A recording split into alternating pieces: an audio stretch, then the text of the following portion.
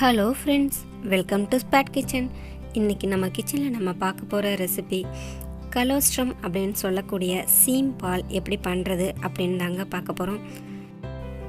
சீம்பால் உங்களுக்கு கிடைச்சதுன்னா இந்த மாதிரி ரெசிபி செஞ்சு உடனே குழந்தைங்களுக்கு மறக்காமல் கொடுங்க. இந்த சீம்பாலில் அதிகமான அளவு நோய் எதிர்ப்பு சக்தி இருக்குதுங்க.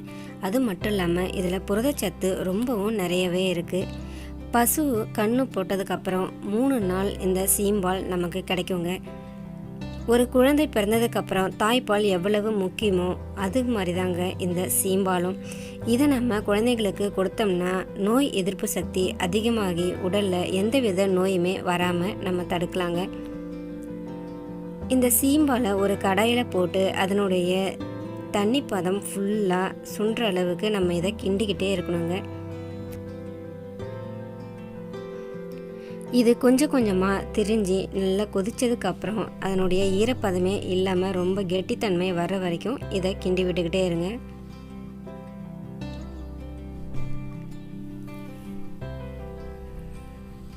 இந்த சீம்பாலில் புரதம், விட்டமின் மற்றும் தாதுக்கள் அதிகமாக இருக்குதுங்க.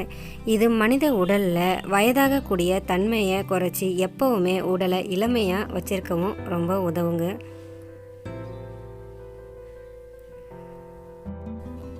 சீம்பால் பால்கோவா நமக்கு கொஞ்சம் கொஞ்சமாக ரெடி ஆகிட்டுருக்கு.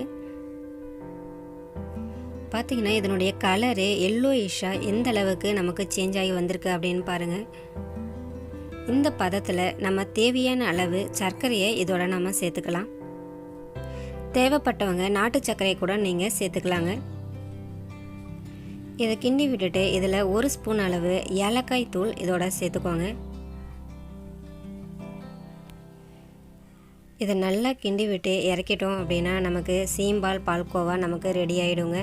நீங்கள் பாலாக காய்ச்சி கொடுத்தீங்கன்னா குழந்தைங்க அந்தளவுக்கு விரும்பி சாப்பிட மாட்டாங்க. இந்த மாதிரி பால்கோவா செஞ்சு நீங்கள் குழந்தைங்களுக்கு கொடுத்து பாருங்கள். ஸ்வீட் செஞ்ச 5 மினிட்ஸ்லேயே தட்டு ஃபுல்லாகவே காலி ஆகிடுங்க. அந்தளவுக்கு ஒரு டேஸ்டியான சூப்பரான ஒரு ஸ்வீட் தாங்க இந்த சீம்பால் பால்கோவா அப்படின்றது.